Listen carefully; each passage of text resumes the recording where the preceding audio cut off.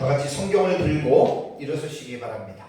봉독해 드릴 하나님의 말씀은 에베소서 6장 5절에서 9절 말씀까지를 제가 봉독해 드리겠습니다. 이것은 하나님의 말씀 8절까지입니다. 이것은 하나님의 말씀입니다. 종들아 두려워하고 떨며 성실한 마음으로 육체의 상전에게 순종하기를 그리스도께 하듯 하라. 눈 가림만 하여 사람을 기쁘게 하는 자처럼 하지 말고 그리스도의 종들처럼 마음으로 하나님의 뜻을 행하고 기쁜 마음으로 섬기기를 주께 하듯 하고 사람들에게 하듯 하지 말라.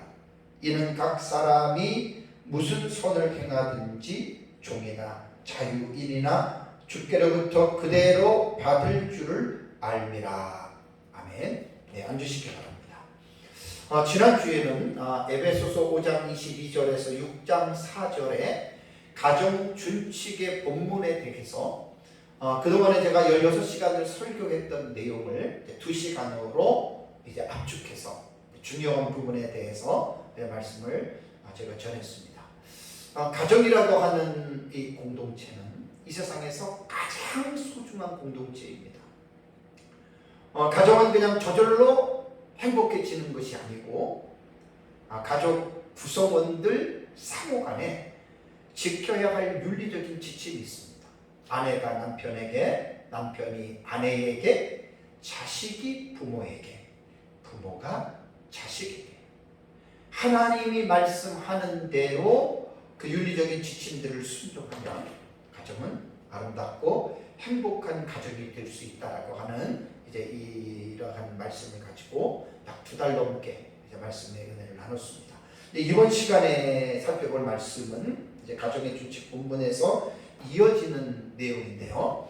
6장 5절에서 9절의 말씀의 내용으로 이 본문의 내용은 이제 종과 상전이 어떻게 행해야 되느냐, 종과 상전의 윤리적인 지침에 대해서 이제 교훈하고 있는 내용입니다. 일부 학자들은 이제 본 단락을 종과 상전에 관한 이 단락을 에베소서 5장 22절에서 6장 4절에 기록된 가정 준칙의 내용으로 포함해서 보는 이제 그런 학자들도 있고, 또 그렇지 않고 이것은 가정 준칙의 본문과는 별개의 본문이라고 보는 이제 그런 학자들도 있습니다. 저는 가정의 준칙의 본문으로 저는 보지 않고 이것은 다른 별개의 부분으로 제가 봅니다. 그렇다고 해서 이 당시 1세기의 어떤 사회적인 상황으로 볼 때 노예들이 참 많았기 때문에 가정의 준칙의 본문으로 넣어도 사실은 이상하지 않다라고 볼 수 있습니다. 왜냐하면 사도 바울 당시에 로마 제국에는 종들의 숫자가 약 6천만 명 정도가 되는 아주 많은 그런 종들이 있었던 것으로 학자들이 추산하고 있습니다. 종들은 어떻게 이렇게 되냐면 그들은 전쟁에서 포로나 혹은 죄수나 또 어릴 때에 팔리거나 또 빚 때문에 넘겨진 자들이었습니다. 바울이 본 서신을 기록할 당시에는 이제 그리스도의 인들의 예배 공동체가 있어요. 그 예배를 드리는 회중들 가운데에 종들도 함께 참석했던 것으로 우리는 볼 수 있습니다. 지난번에 그 자녀들에게 제가 이 말씀을 전할 때에도 그리스도 예배 초대교회 공동체에 자녀들도 함께 참석을 하고 마찬가지로 종들도 예배 공동체에 함께 이렇게 참여했다라고 하는 것을 이제 우리는 알 수가 있습니다.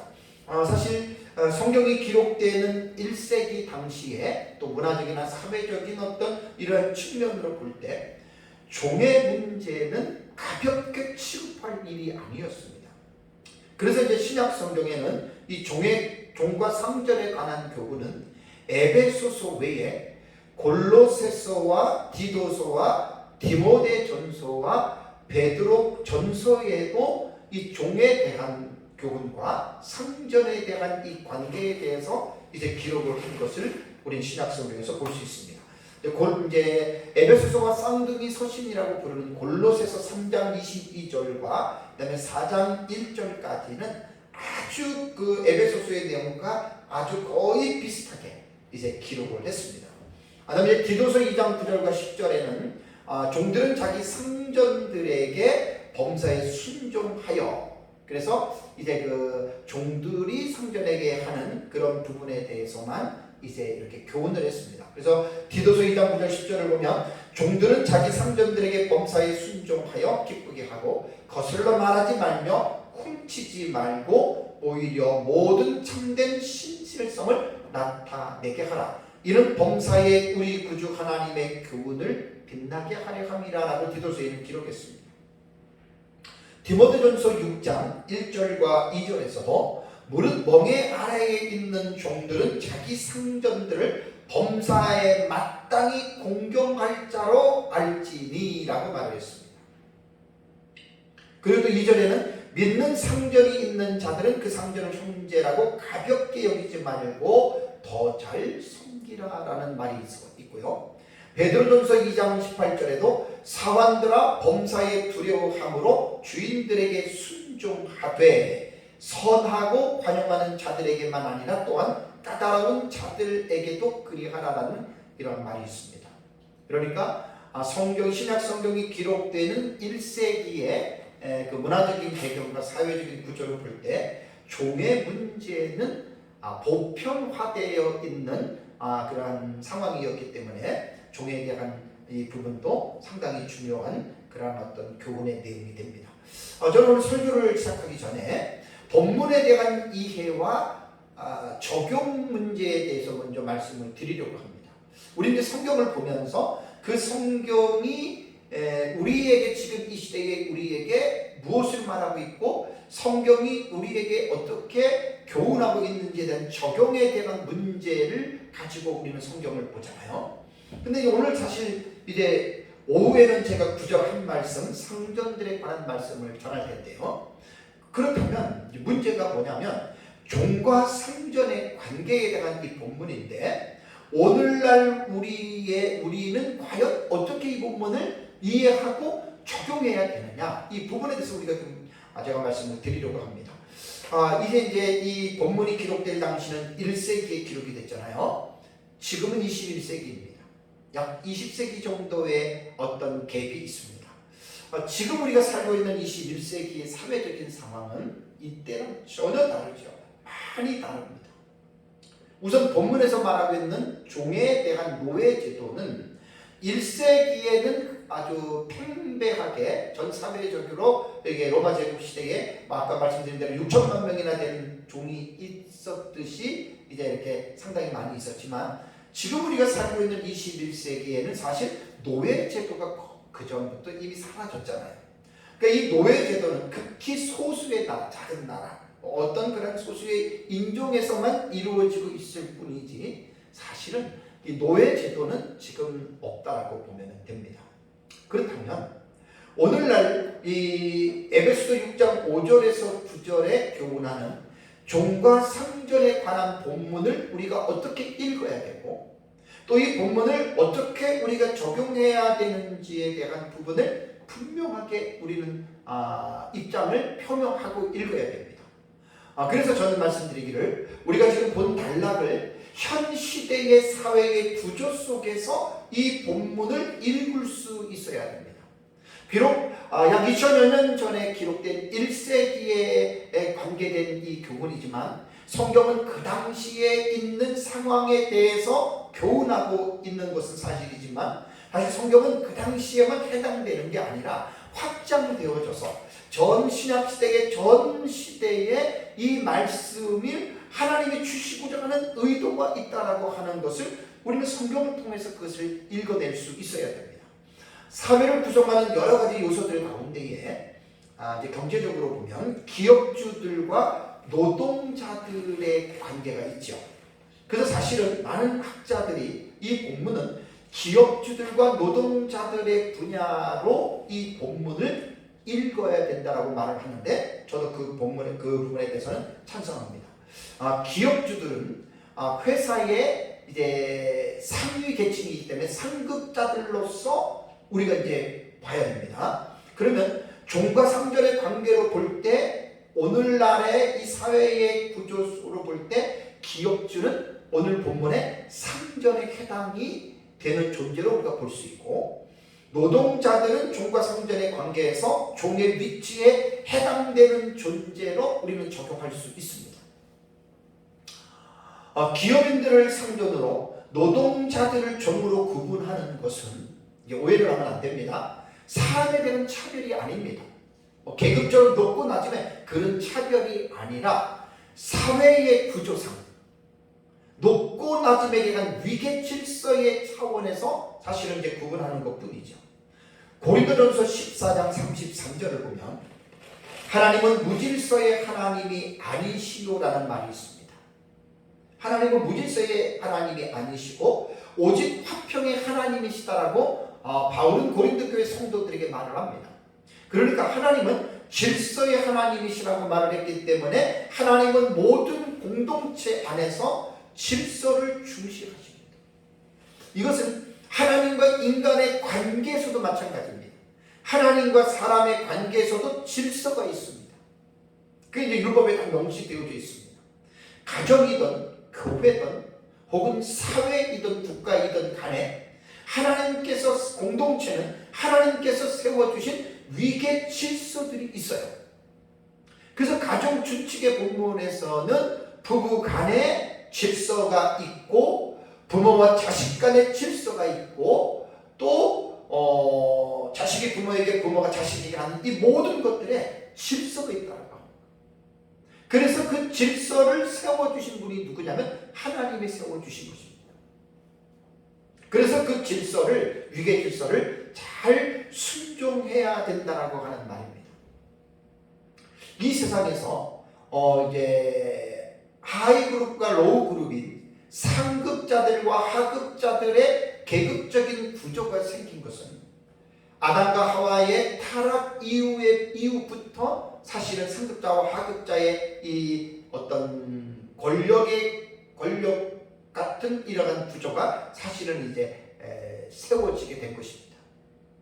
이 아담과 하와의 타락 이후에 죄악된 세상은 힘있고 능력 있는 자가 그들이 상급자가 되는 거예요. 그리고 약한 자들은 하급자가 되는 거예요. 국제 질서도 보세요. 미국 같은 강대국, 돈 많고 힘 있는 나라가 강대국이 되잖아요. 그리고 힘없고 돈 없는 약한 나라들은 하층에 있는 또 국가가 되지 않습니까? 그러니까 이것은 기업주와 노동자들의 관계만 그런 것이 아니라 죄악된 세상 구조가 원래 그렇게 된다는 겁니다. 짐승의 세계에서 약육 강식의 구도로 이루어지잖아요. 그래서 이제 먹이 사슬이 강한 자들이 약한 자들을 잡아 먹으면서 이제 이 동물계가 또 이렇게 또 이루어져 나가는 것들을 여러분 이제 볼 수가 있습니다.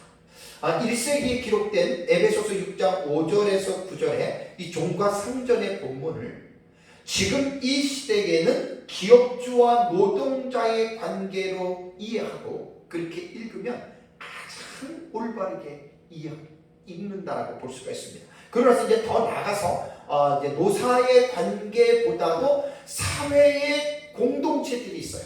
그 사회 구조 가운데에 공동체가 있는데 그 공동체 안에서 반드시 위계 질서가 있잖아요.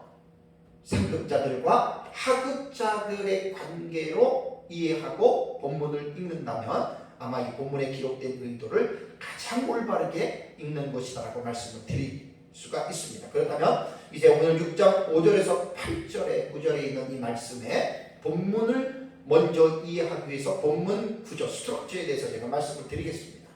에베소서의 본 단락은 종들과 상전에 대한 권면이 함께 나옵니다. 첫째 부분이 5절에서 8절까지의 내용인데 5절과 8절은 종들을 위한 권면입니다.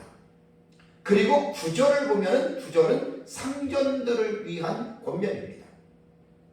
구문론적인 차원으로 볼 때 종들에 대한 권면은 5절에서 8절에 기록이 되어져 있는데 헬라 원문을 보면은 이 5절에서 8절이요 주절과 세 가지의 분사절로 되어져 있습니다.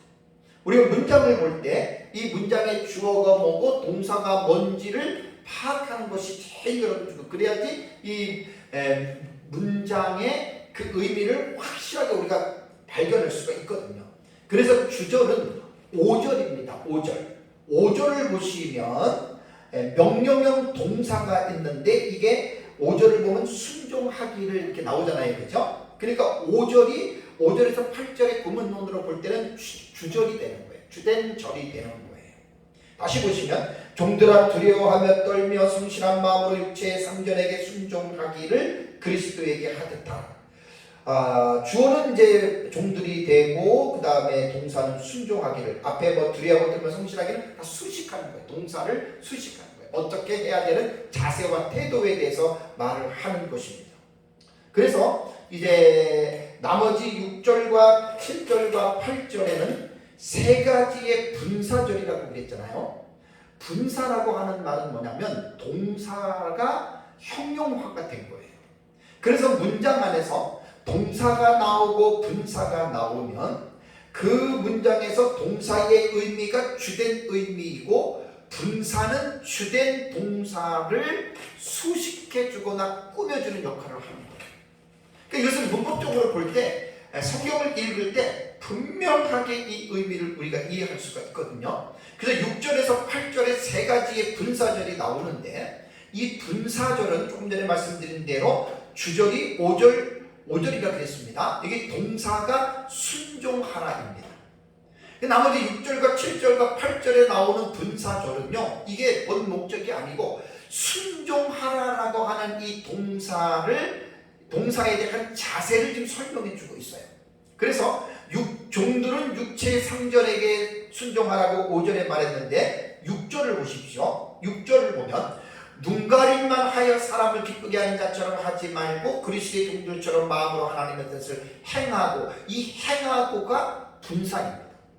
그러니까 분사는 진행되어져 가는 과정으로 해석을 해야 되기 때문에 하나님의 뜻을 행하면서, 분사는 이렇게 해석해야 돼요. 행하면서 어떻게 하라는 거예요? 동사로 가야죠. 상전들에게 순종하는 거예요. 그 다음에 7절에도 보면은 기쁜 마음으로 섬기기를, 이것도 분사입니다. 그러니까 두 번째 7절의 분사절은 기쁜 마음으로 섬기면서 이렇게 읽어야 됩니다. 기쁜 마음으로 섬기면서 육체의 상전들에게 동사가 순종하라 그랬잖아요. 순종하라 이렇게 또 가야 되고, 8절에도 상전들아 이는 각 사람이 무슨 쭉 나오면서 마지막에 보면 주께로부터 그대로 받을 줄을 알미라, 이것도 분사입니다. 그러니까 주께로부터 그대로 받을 줄을 알면서, 이것을 기억하면서 5절의 동사인 순종하라, 상전들에게 순종하라라고 하는 말입니다. 그래서 우리가 문장을 읽을 때에는 구문론에 있어서 그 구문론에서 주절과 혹은 분사절 같은 거, 거기서 이제 동사, 분사 요 관계를 명확하게 알면 이 문맥의 흐름을, 뜻을 분명하게 알 수가 있습니다.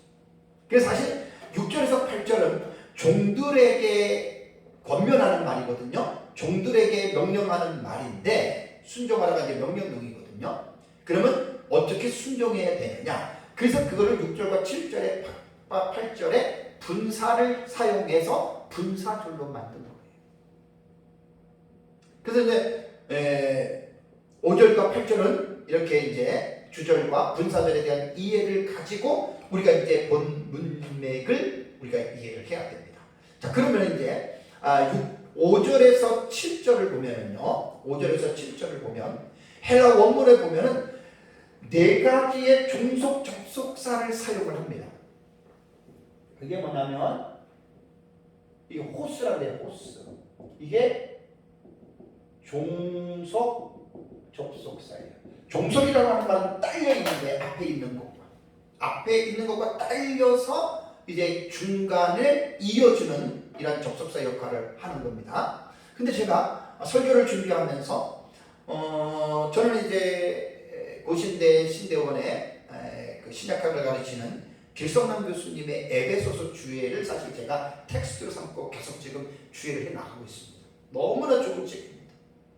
거의 제가 이 주경학적인 차원은 제가 실력이 없어서 제 실력으로는 이렇게 보지는 못해도 이제 길성남 교수님의 그 에베소서 주예의 그 주예 책이 너무나 좋아서 그걸 가지고 제가 읽고 제가 깨닫고 이해한 부분을 또 제가 소화해서 지금 해 나가는 거거든요.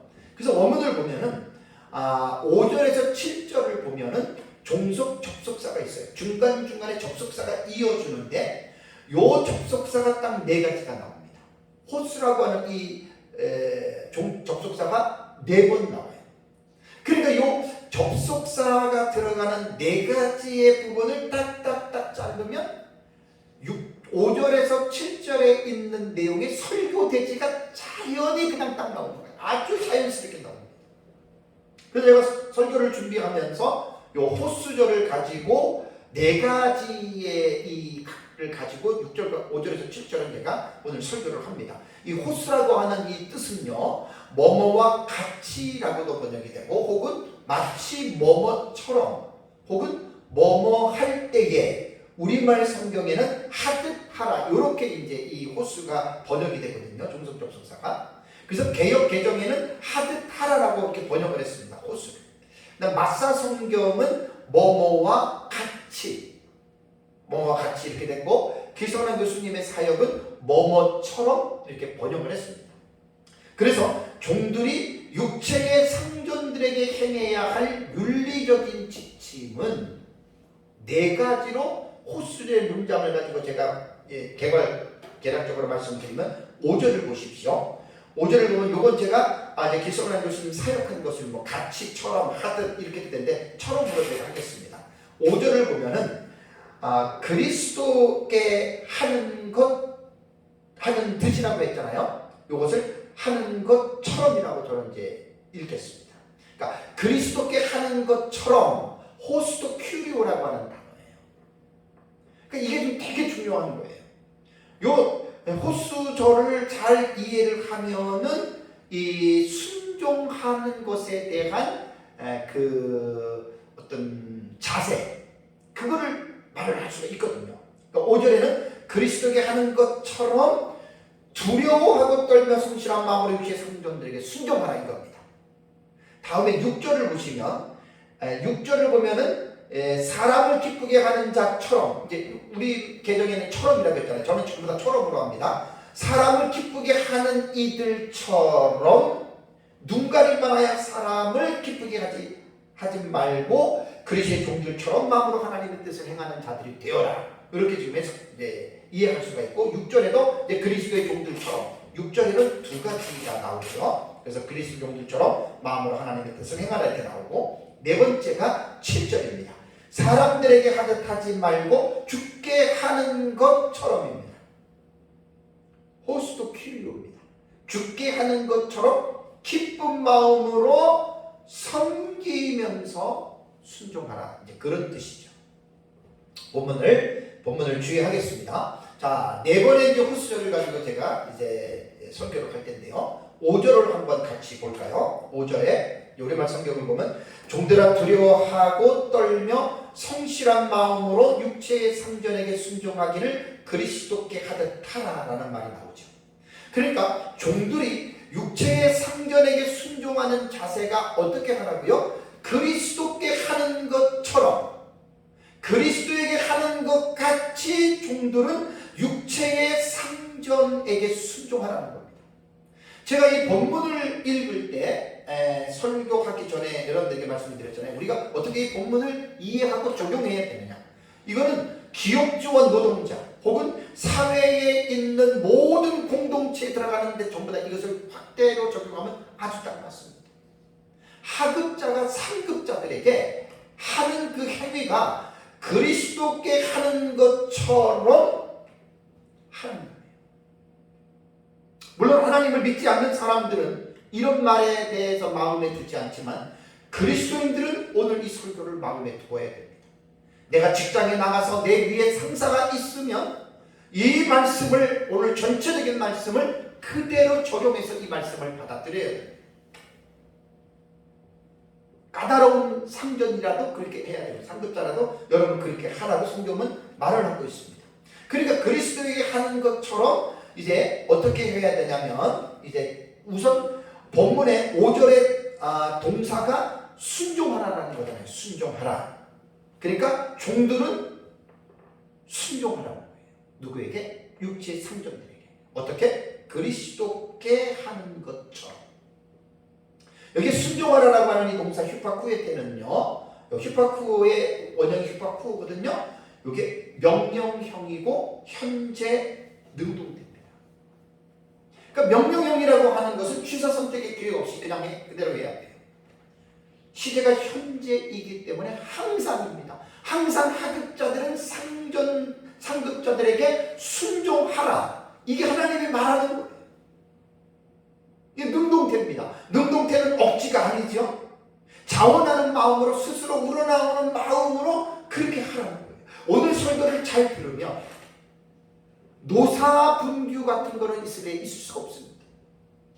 절대로 있을 수가 없습니다. 뭐 파업을 하거나 고용주가 문을 닫거나 종업원들에게 월급을, 이런 일은 절대로 있을 수가 없습니다. 오늘 말씀을 잘 들어보십시오. 그렇다면 육체의 상전에게 순종하는 자세와 태도를 말을 하기를 두려워하며 떨며 성실한 마음으로 하라는 거죠. 여기 두려워하고 떨며라고 하는, 두려워한다라고 하는 이 포보스는요, 공포심, 두려움, 놀람, 경악, 공경, 존경, 경외라고 하는 뜻으로 다양하게 사용이 됩니다. 이 사도행전 9장 31절에 이 포보스라고 하는 단어는 하나님에 대한 두려움과 하나님을 경외하고 존경한다라고 하는 의미로 사용이 되었거든요. 그러니까 종들이 육체의 상전들을 두려워하라라고 하는 말은 뭐냐면 하나님을 두려워하며 경외하는 마음의 자세를 가지고 상전들을 대하라는, 상급자들을 대하라는 거예요. 다음에 이제 떨며라고 하는 이 트로모스라고 하는 이 단어는 부들부들 떤다는 말이에요. 고전 헬라어의 용법을 보면, 용례를 보면 부들부들 떨다, 전율하다에서 유래가 됐어요. 이 단어. 그래서 떠는 것, 떨림, 두려움으로 전율한다라고 하는 말이거든요. 그러니까 이 두려워하고 떤다라고 하는 포보스와 트로모스라고 하는 이 단어는 신약 성경에 나란히 사용한 경우가 4번 나옵니다. 두려워하면서 떨며, 여기 두려워하고 떨며라고 하는 말이 신약 성경에 4번 나오는데 고린도전서 2장 3절, 고린도후서 7장 15절, 에베소서 6장 5절, 빌립보서 2장 12절에 두려워하며 떨며라고 하는 2가지 단어가 함께 연결되어서 나옵니다. 그러니까 이 두려워하는 것이 육체의 상전이 가진 권위를 진심으로 인정하는 상태를 이제 두려워한다라는 말을 한 거고, 떤다라고 하는 말은 뭐냐면 이 두려움의 외적인 표현이 떠는 것으로 나옵니다. 이 말은 상전들 앞에서 벌벌벌벌 떨라는 그런 뜻은 아닙니다. 육체의 상전 앞에서, 상급자들 앞에서 그들의 권위를 인정하고 존중해 주라는 말이에요. 근데 참 교회는, 그리스도인들은 이 하나님의 말씀에 우리는 부엌에서 듣고 우리는 따라가는데 일반 세상은 그렇지 않잖아요. 군대 같은 경우가 이 상급자와 하급자의 이 계급 관계가 척척하잖아요. 위계 질서가. 그 위계 질서가 무너져 버리면 사회 자체가 붕괴됩니다. 회사도 마찬가지입니다. 서열을 무시하면 안 됩니다. 그래서 두려워하면 떨며 하라는 거고, 두 번째는 뭐냐면 성실한 마음으로 상전들을 대하고 순종하라는 거예요. 성실이라고 하는 이 말을 하풀 로테스라고 하는 이 단어는 순진, 성실, 정직함이라고 하는 말입니다. 혹은 순수하다, 순결하다, 또 혹은 마음의 단순성으로도 번역이 되는 단어인데, 성실한 마음이라고 하는 말은 뭐냐면 위선이나 다른 어떤 저의가 없어요. 개인의 어떤 그런 저의가 없는 순수한 마음의 상태를 가르칩니다. 그러니까 종들은 육체의 상전에게 순종할 때에 이 위선이나 다른 저의가 없는 성실한 마음으로 그들에게 순종하라는 거예요. 다음에 이제 5절에서 마지막 세 번째는 그리스도께 하라. 이게 사실 중요한 거지. 종들이 상전을 대할 때에 두려워하며 떨며 성실한 마음으로 순종을 하는데, 근데 이 순종은 에베소 가정 준칙의 본문에서 우리가 살펴본 대로 교회가 그리스도에게 순종하고 복종하라고 하는 말씀을 우리는 가정 준칙의 본문에서 봤습니다. 아내가 남편에게 복종할 때 교회가 그리스도에게 복종하듯이 복종하라, 그런 뜻이거든요. 같은 개념이에요. 오해하지 말아야 할 사실은 육체의 상전을 하늘의 주인이신 그리스도와 같은 존재로 여기라는 말은 아닙니다. 그리스도인들의 일상생활은 하나님의 얼굴 앞에서 호랑대어 리프네 야훼입니다. 하나님의 얼굴 앞에서 그리스도인들은 살아가는 자들이기 때문에 누구에게 하든 간에 꼭 하급자가 상급자에게만 하는 게 아니라, 이제 오해 예배를 말씀을 들어보시면 상전이 종들에게도 똑같이 이렇게 하는 거예요. 그러니까 그리스도인의 공동체는 차별이 없고 계급적인 이런 위아래가 있는 게 아니에요. 이게 사회적인 어떤 구조상 제가 말씀을 드리는 것이고, 그리스도인들은 그런 개념이 없습니다. 똑같이 섬기고 똑같이 복종하고 똑같이 섬기는 거라는 말이에요. 그리스도께 하듯하라고 하는 말은 하나님의 얼굴 앞에서 우리는 살아가는 자들이기 때문에. 그래서 오늘 본문의 말씀에서 종이 육체의 상전에게 행하는 일이 하나님의 얼굴 앞에서 진실함으로 행한다면 그것이 바로 그리스도께 하는 행동과 같은 행동입니다. 육체의 상전을 섬기는 행동이 그리스도께서 기뻐하시는 행동이라면 그 자체가 그리스도께 하듯 하는 것이 된다는 말입니다.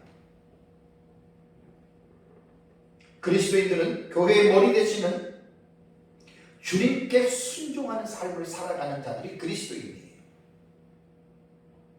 그래서 종들은 육체의 상전들에게 두려워하고 떨며 성실한 마음으로 죽게 하듯 육체의 상전들에게 순종해야 한다는 것이 5절이 우리에게 교훈하고 있는 말씀입니다. 다음에 두 번째 호수절이 6절 전반부죠. 6절 전반부를 보시면 이 호수절에서 첫 번째 전반절은 뭐냐면 그리스도를 믿는 종들이 피해야 할 태도를 하나 말씀합니다. 그게 뭐냐면 사람을 기쁘게 하는 이들처럼 눈가림으로 하지 말아라는 거예요. 눈가림으로 하지 말아라. 여기 눈가림이라고 하는 이 단어가요, 옵달모둘레이아라고 하는 단어입니다. 옵달모둘레이아라고 하는 이 단어인데 고전 헬라어에 있는 두 가지 단어입니다. 눈이라고 하는 옵달모스와 다음에 종살이를 뜻하는 둘레이아라고 하는 이 단어가 합성이 돼서 유래가 된 거거든요. 그러니까 이 눈가림이라고 하는 이 헬라어 단어의 뜻은 눈앞에서 일하기라는 뜻입니다. 그러니까 사람들이 보는 데서 일하는 것, 즉 눈가림 봉사로서 주인이 보는 앞에서만 일하는 사람을 말하는 거예요. 그러니까 두 번째 호수절에서는 종들이 사람을 기쁘게 하는 일이죠. 그러니까 눈가림으로 이렇게 하지 말라는 거예요. 일을 할 때. 그래서 상전들이 보는 앞에서만 일을 하고 또 주인의 호의를 얻거나 비위를 맞추려고 주인이 볼 때에만 일하지 말라는 겁니다. 여러분 지금 되게 중요한 거예요. 이게 모든 그리스도인들은 상전도 마찬가지고 종도 마찬가지고 모든 그리스도인들은 사람 앞에 보이려고 하다 보면 외식을 하게 되고 그 외식은 죄가 되는 거예요. 옵달모둘레이아라고 하는 이 단어가 그런 거예요. 눈앞에서만 일하는 거, 이렇게 하지 말라는 거예요.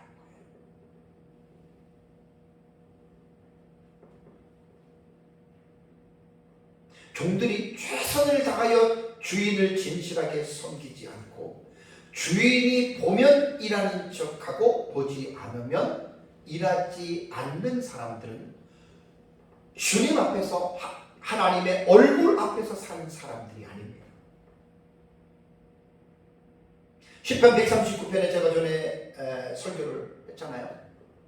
여호와께서는 우리 안고 일어섬을 아시고 멀리서도 우리의 생각을 통촉하시기 때문에 우리는 항상 정직하고 진실하게 말하고 정직하고 진실한 삶을 살아가야 됩니다. 이게 여호와를 경외하는 사람들의 태도입니다. 거짓말하는 사람들은 하나님의 얼굴 앞에서 사는 사람이 아닙니다. 특별히 가정에서 보면 부부간에 거짓말하는 부부들이 많습니다. 서로에게 속입니다.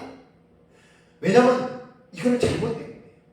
성경을 보세요. 하나님은 정직을 기뻐하십니다. 정직한 사람. 거짓말하면 안 돼요. 가정에서 이 정직이 사라지고 거짓말이 있게 되면 그 사실 엮이는 가정에서 나타나는 아주 특징이죠. 부부간에 속일 게 뭐가 있습니까? 아니 가정 안에서 속일 게 뭐가 있습니까? 십계명에도 거짓말하지 말라는 말이 나오잖아요. 눈가림이라고 하는 옵달모들 레이야라고 하는 말이 그거예요. 눈앞에서만 일하는 거. 다음에 세 번째 6장 하반절입니다. 그리스도의 종들처럼 하라. 호스돌로이 큐리우라고 하는 단어. 그리스도의 종들처럼 하라. 그러니까 전반전에 눈가림만 하여 사람을 기쁘시게 하는 자처럼 하지 말고 그리스도의 종들은 적극적으로 그리스도의 종들처럼 마음으로 하나님의 뜻을 행하라. 그러니까 마음으로 하나님의 뜻을 행하면서 육체의 상전에게 순종하라는 말입니다. 그러니까 그리스도의 종들은 앞에서 말한 것처럼 눈가림만 하여 사람을 기쁘시게 하는 자들이 아니라는 말입니다. 반대로 마음으로 하나님의 뜻을 행하는 정직하고 진실한 자들입니다. 그래서 그들은 두려워하며 떨며 성실한 마음으로 육체의 상전들에게 순종하는 삶을 살아가는 자들입니다. 모든 그리스도인이 마찬가지. 상전도 오해 얘기를 하겠지만 이 상전들도 똑같이 이렇게 하라는 거예요. 서로를 향하여 피차 이렇게 하라는 것입니다. 여기에 동사가 종들처럼 행하고 그랬잖아요. 여기 행하고가 이게 동사가 아니라 분사입니다. 명령적 분사입니다. 그러니까 이 분사는 본동사를 수식하는 위치에 있죠. 본동사를 수식하는. 그러니까 오전에 본동사가 순종하라라는 말이잖아요. 그러니까 이게 명령적 분사이기 때문에 본동사를 수식합니다. 그러니까 뭐냐면 지금 6절에 그리스도의 종들처럼 마음으로 하나님의 뜻을 행하면서입니다. 행하면서 분사니까 이 진행형이잖아요. 하나님의 뜻을 행하면서 육체의 상전에게 종들을 순종하라. 이렇게 문장을 읽어야 돼요. 근데 여기서 이 행하고라고 하는 이 포이온 테스는요 현재 능동태입니다. 제가 왜 동사가 나오면 시제와 태를 말하는 줄 아세요? 그래야지 동사 움직임을 정확하게 우리가 읽을 수가 있어요. 현재이기 때문에 늘 항상 늘 하는 겁니다. 이렇게 능동태는 억지가 아닙니다. 억지가 아니고 자원하는 마음으로 스스로 우러나오는 마음으로 종들은 육체의 상전에게 그리스도의 종들처럼 마음으로 하나님의 뜻을 행하면서 순종을 하는 거예요. 얼마나 직장 내에서 종업원들이 하기 싫은 일 억지로 구역하고 시간만 때우고 돈만 받아가려고 하고. 여러분 이게 지금 기업주와 노동자 간에 이게 지금 팽백이 있지 않아요? 말도 못합니다. 지금 이런 것들에 대해서 성경은 교훈하고 있다. 뒤에서 사장, 주임, 뒷담 하나 하고 욕이나 하고 적당히 시간 때워가지고 돈이나 받아가려고. 이게 참 못된 신부예요. 못된 신부. 제가 하나님을 믿지 않는 사람들에게는 제가 말한다도 그들이 듣지 않으니까 적힌 건 없고요. 목사이기 때문에 그리스도인들은 이 말을 따갑게 마음속에 들어야 됩니다. 내가 어느 직장에서 알바를 하던 또 직장에서 근무를 하든지 간에 정말 하나님 얼굴 앞에서 일을 하셔야 됩니다. 눈가림만 해서 그 시간을 때우고 돈만 받으려고 하는 이것은 회개해야 되고 그리스도인들은 그렇게 살면 안 됩니다. 그저 하나님은 회개해요. 현재이기 때문에 항상 그렇게 해야 되고 직장에서 그만둘 때까지 알바를 그만둘 때까지 하나님의 얼굴 앞에서 정직하고 진실하게 일을 하라는 거예요. 돈만 받으려고 하지. 능동태이기 때문에 억지로 가지 말고 억지로 가려면 직장을 안 다니면 되고 알바 안 하면 되지. 남의 돈을 먹는다는 것이 그냥 먹으려고 하면 도덕심보죠. 도덕심보. 그리스도인들은 절대로 그렇게 살아면 안 됩니다. 직장이든 어디든지 간에 그리스도인들은 절대로 그렇게 살면 안 됩니다. 네 번째는 7절을 보시면 호수절이 사람들에게 하듯 하지 말고 뭐라고 했습니까? 7절에 죽게 하는 것처럼 호수도 큐리우입니다. 죽게 하는 것처럼. 오늘 설교는 사실 제가 종속접속사 호수절 4개를 딱 하니까 그냥 설교가 자연스럽게 4대지로 딱 나오잖아요. 죽게 하는 것처럼 어떻게 해요? 기쁜 마음으로 섬기기를 그랬습니다. 요 섬긴다라고 하는 이 말은 둘리온테스인데 이것이 분사입니다. 이것도 현재 능동태입니다. 기성란 교수님의 사역은 사람에게가 아니라 죽게 하는 것처럼 열심히 섬기십시오. 그러니까 분사로서 이 본문을 읽는다면 사람에게가 아니라 죽게 하는 것처럼 열심히 섬기면서 분사잖아요. 진행형이잖아요. 열심히 섬기면서 본동사가 5절에 있으니까 종들은 육체의 성전에게 순종하라 이렇게 읽어야 돼요. 그러니까 6장 5절에서 8절에 있는 말씀을 본동사가 나오는 주절 한 절에다가 세 절은 분사절이라고 그랬잖아요. 그러니까 분사와 동사와의 관계를 이해하고 이 6장을 5절에서 8절까지를 읽어내야 돼요. 그러면 정확하게 구문론적으로 문법적으로 해석이 여러분 아름답게 이루어집니다. 죽게 한 것처럼 하는 거예요. 아까도 말씀드린 대로 우리 그리스도인들은 하나님 얼굴 앞에서 사는 사람들입니다. 코람인데요. 리프네 야훼, 리프네 아도나이라고 하죠. 하나님의 얼굴 앞에서 사는 사람이기 때문에 방문을 들고 나 혼자 들어가 있어도 하나님이 나를 보고 있는 거예요.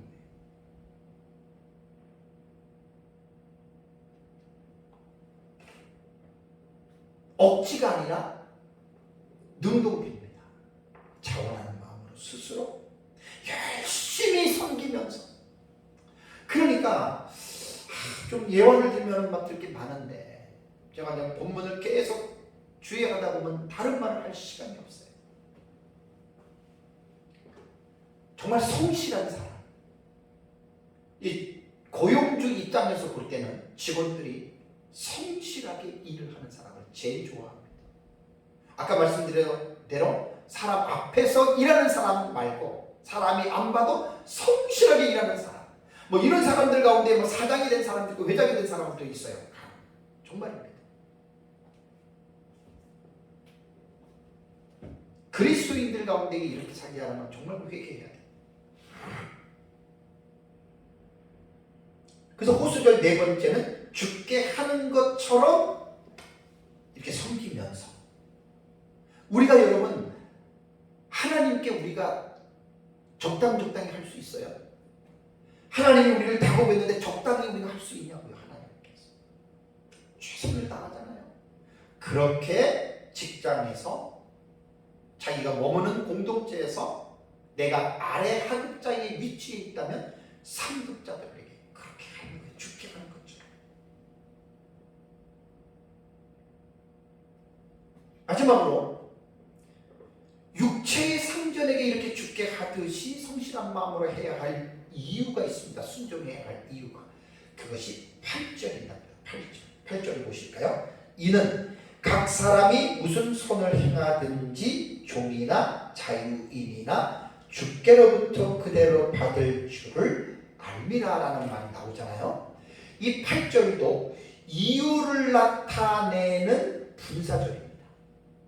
여기 보면 이제 분사가 어디 나오냐면은 8조 우리말 성경에는 받을 줄을 알미라라는 말이 나오잖아요. 여기 알미라라고 하는 이 단어가 이게 분사예요. 분사. 이게 알미라라고 하는 단어가 이게 지금 분사입니다. 그러니까 이제 이 8절은 분사절이 되는데 이 8절은 이유를 나타내는 거예요. 이유. 앞에서 5절과 6절과 7절의 종들이 육체의 상전에게 순종하면서 호수절 4개가 쭉 나오잖아요. 그렇게 해야 할 이유가 뭐냐? 왜 그렇게 종들은 육체의 상전을 주께 하듯 하고 그리스도에게 하듯 그리스도의 종들처럼 그렇게 상전을 극진히 모시고 해야 되느냐? 하급자가 왜 상급자들에게 그렇게 해야 되느냐? 눈 가림만 하는 그런 사람이 아니라 정직하게 해야 되느냐? 그 이유가 8절에 나온다는 거예요. 8절. 자, 8절을 볼까요? 이는 각 사람이 무슨 선을 행하든지 종이나 자유인이나 주께로부터 그대로 받을 줄을 알리라. 안다라고 한 말이 분사예요. 하나님 살아계십니다. 하나님은 지금도 살아계시고 모든 사람들을 보고 계십니다. 불꽃 같은 눈동자로 보고 계십니다. 종이든지 자유인이든지 하나님은 사람의 신분을 따지지 않습니다. 오늘 본문을 보면 주께로부터 그대로 자기가 한 대로 받을 줄 알으라는 거예요. 여기 보면은 무슨 선이라고 하는 말이 아가도스거든요. 아가도스. 이것은 뭐냐면 하나님이 보시기에 옳은 행위입니다. 도덕과 윤리적인 선이 있고 하나님이 보시기에 선이 있어요. 세상에서 많은 사람들이 아무리 옳다고 해도 하나님이 보시기에 옳지 않은 건 틀린 거예요.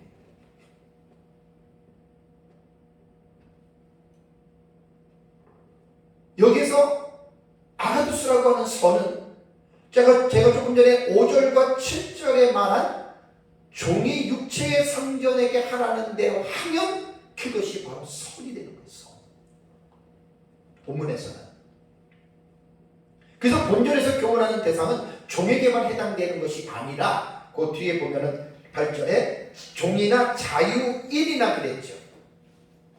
자유인도 해당이 됩니다.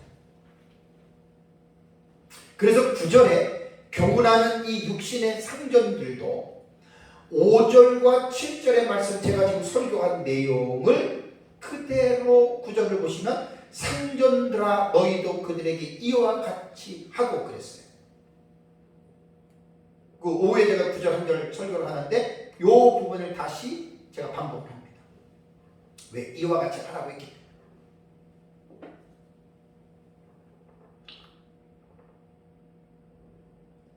골로새서 3장 24절에는요 이런 말이 있습니다. 이는 기업의 상을 주께 받을 줄 아나니 너희는 주 그리스도를 섬기느니라 라는 말이 나옵니다.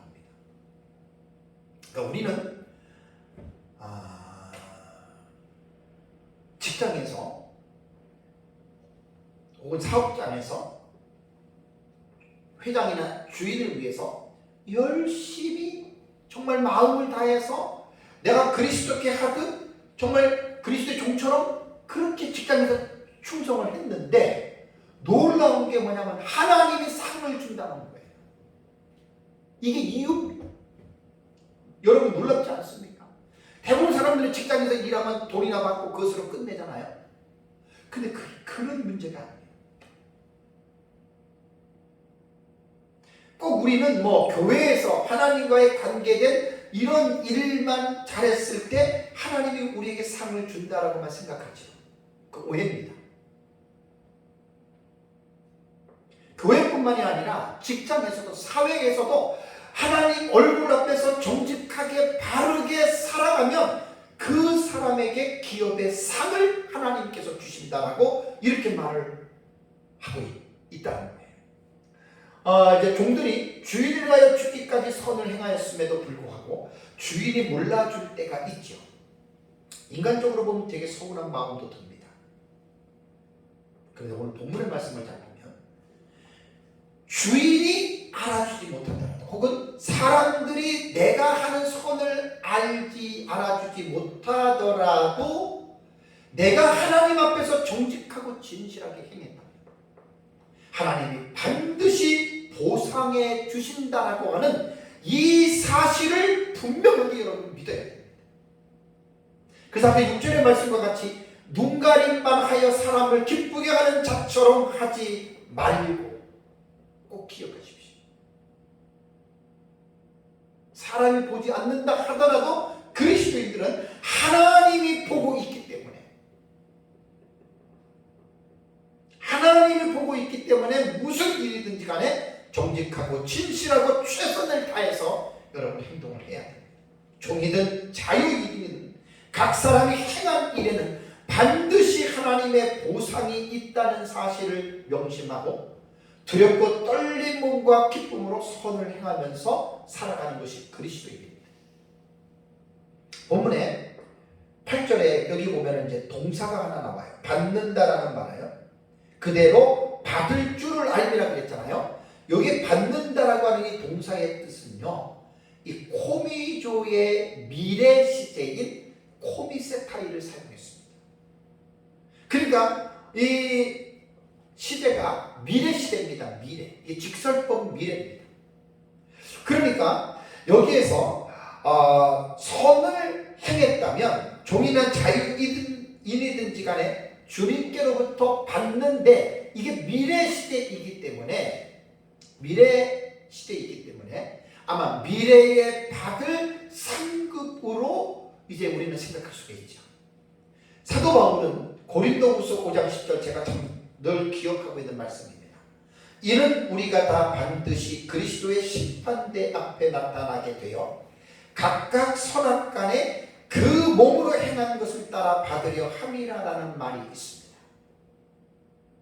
저는 이 말씀이 내 마음에 늘 살아있어요. 바울도 이렇게 살았던 거예요. 반드시 자신도 그리스도의 심판대 앞에 나타날 것이다. 이거를 바울은 잊지 않았어요. 한시라도. 그러면서 각각 선악간에 그 몸으로 행한 것을 따라 받는다. 선악입니다. 선을 행했으면 마지막 그리스도의 심판대에서 하나님의 상을 받는다. 바울이 말하는 미래의 심판은 계시록 20장 11절 이하에 나오는 크고 힘보자 심판을 말하는 것입니다. 마지막 최후 심판입니다. 그리고 마태복음 25장에 양과 염소의 비유 있죠. 오른쪽에는 양, 왼편에는 염소. 이게 최후의 심판을 말하는 거예요. 크고 힘보자 심판. 그러므로 종이든 자유인이든 어떤 행동을 하든 각 사람이 행한 모든 일들, 즉 선악간에 행한 일들에 대하여 하나님께서 보상해 주신다라고 하는 사실.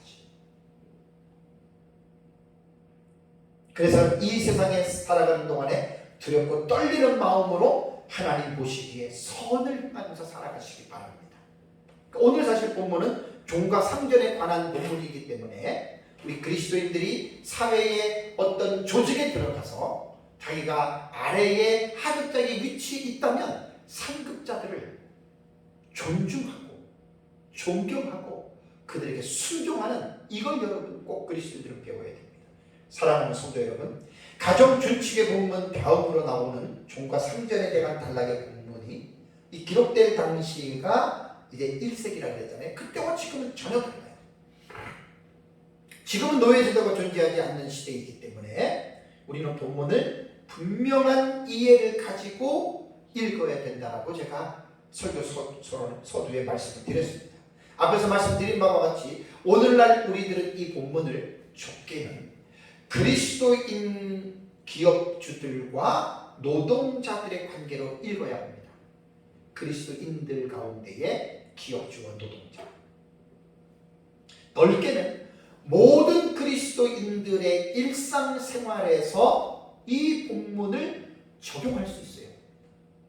그러면 비록 1세기에 기록된 본문이라도 21세기를 살아가는 우리들도 충분히 이 본문을 통해서 우리가 이해하고 우리 어떻게 살아야 하는지에 대한 이러한 부분들을 충분히 여러분 우리는 이해를 할 수 있다고 하는 사실. 조직화된 사회 공동체에는 반드시 위계 질서가 존재합니다. 하급자의 위치에 있는 사람들은 자신보다 위에 있는 상급자들에게 두려워하며 떨며 성실한 마음으로 순종해야 된다고 하는 사실을 여러분 우리는 잊어서는 안 됩니다. 특히 그리스도인들은 더더욱 사회생활을 하는 데 있어서 자신이 속해 있는 공동체의 상급자들에게 순종해야 됩니다. 아까 골로새서에서 말한 것처럼 까다로운 자들에게라도 그렇게 순종해야 됩니다. 꼴보기 싫은 상사라도 순종해야 됩니다. 물론 무조건 순종이 아니죠. 주 안에서 순종해야 된다는 거예요. 그리고 순종의 자세는 억지가 아닙니다. 그리스도께 하는 것처럼 자발적으로 기쁨으로 순종하라는 거예요. 그리고 상급자들을 대할 때에 눈가림만 하여 사람을 기쁘시게 하는 자처럼 하지 말라는 거예요.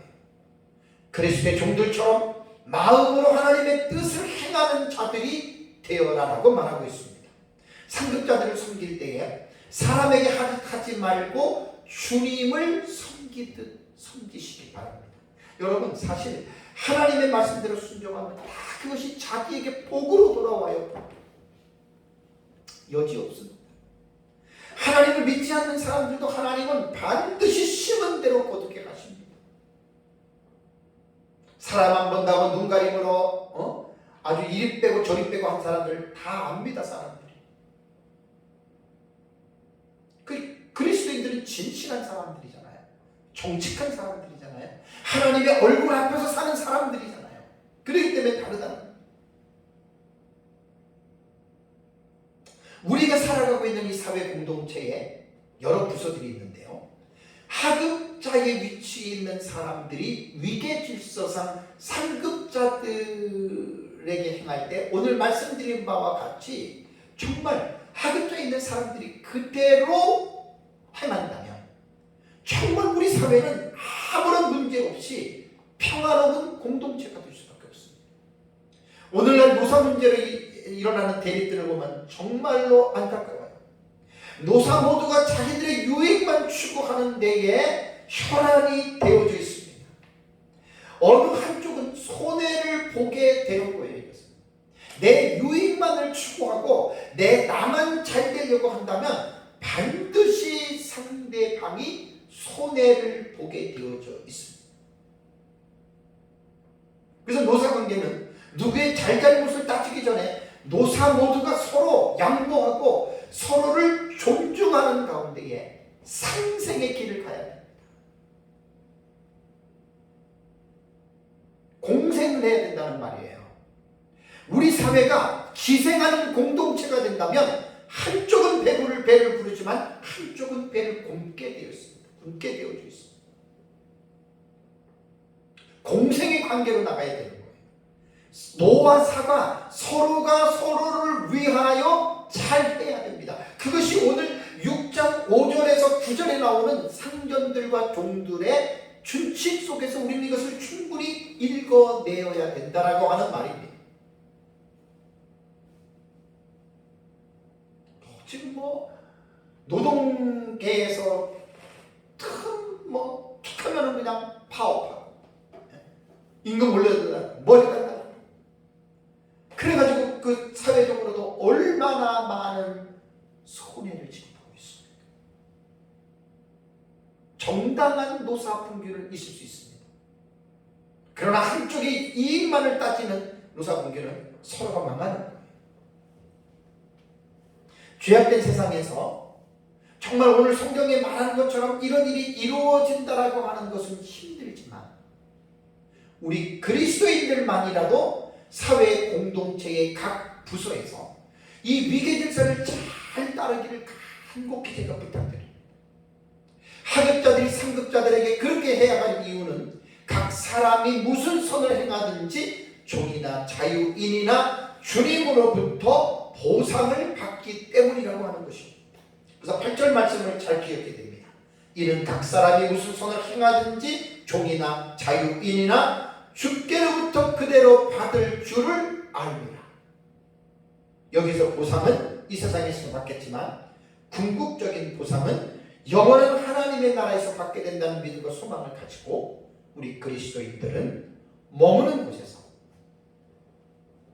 이런 종과 성전의 규례를 잘 행하면서 살아가시기를 주님의 이름으로 기원합니다. 다 같이 기도하겠습니다.